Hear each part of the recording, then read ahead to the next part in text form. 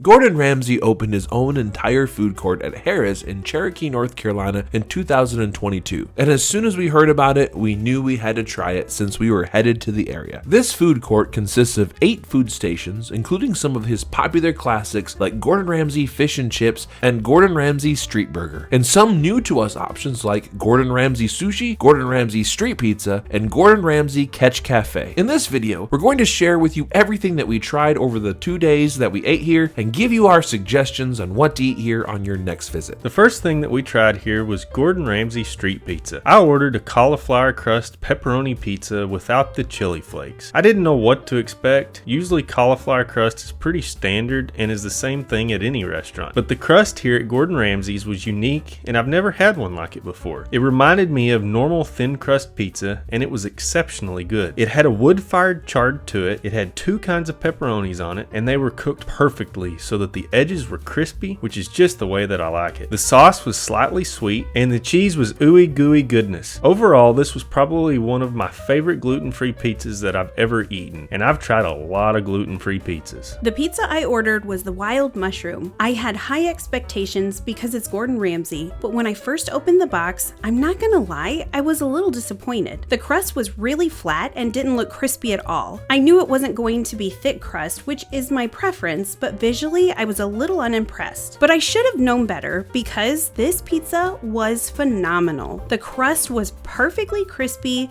and the fontina cheese sauce was so creamy and flavorful, and the wild mushrooms added the perfect balance to everything to make this one of the best pizzas I've ever had. The chicken bacon ranch pizza sounded amazing, looked amazing, and trust me, it tasted amazing too. It was supposed to have hellfire sauce drizzled on the top, but I asked them to leave it off since I don't prefer spicy foods. As she mentioned earlier, it tasted even better than it looked. The crust was really nice and crispy, and the flavors of the toppings were delicious. The chicken and bacon were both salty, and the ranch was creamy, and the cheese was perfectly gooey. I really enjoyed this pizza a lot. The next food station we tried was one of our favorites, Gordon Ramsay Fish and Chips. Every time I go to Gordon Ramsay Fish and Chips, I always order the fish combo. Why mess with perfection? This fish combo again did not disappoint. The delicious flaky white fish fried in the perfectly seasoned golden batter is always on point. I have eaten at Fish and Chips at 3 separate locations and more than once at each place, and I have never been disappointed. If I had one slight complaint at this location, it seemed the 3 fish pieces in this combo were slightly smaller than the other times I ordered the combo. However, the flavor and texture were there, so I was very happy. On a side note, if you've never tried the curry mango dipping sauce, do yourself a favor and get it. I was so excited when I went to order and saw that they had the fish witch. The last time we ate at Fish and Chips in Vegas, I saw this on the menu after we had already finished our meal and was so sad that I didn't try it. I absolutely love naan bread, so when I saw that he had a sandwich that was naan bread, fish, and avocado, I was all in. Nothing on the menu said anything about pico de gallo, so I ended up just taking it off since I'm not a fan. I couldn't wait to try my first bite, and this amazing little sandwich did not disappoint. I absolutely love the fish here, but sometimes it can be a little on the greasy side. But having it sandwiched in the naan bread, soaked up the grease, and topped off with mashed avocado, this was the best fish sandwich I have ever had. By this point, I was already starting to get full, so I decided to just order 1 piece of fish and 1 piece of chicken instead of a full meal. Historically, I've tried both the chicken and the fish at all of the Gordon Ramsay Fish and Chips restaurants we've eaten at, so I was curious to see how they would compare here at his food court. First up, I tried the fish. The main difference I noticed was that it was quite a bit smaller than typical. The batter was crispy and the fish was flaky, and I did really like the flavor. My only complaint was that, per usual, the fish was quite greasy. The chicken was very soft and tender, and the batter had a ton of flavor to it that honestly reminded me a lot of Thanksgiving stuffing. It was also a bit greasy, but both of them were still very delicious.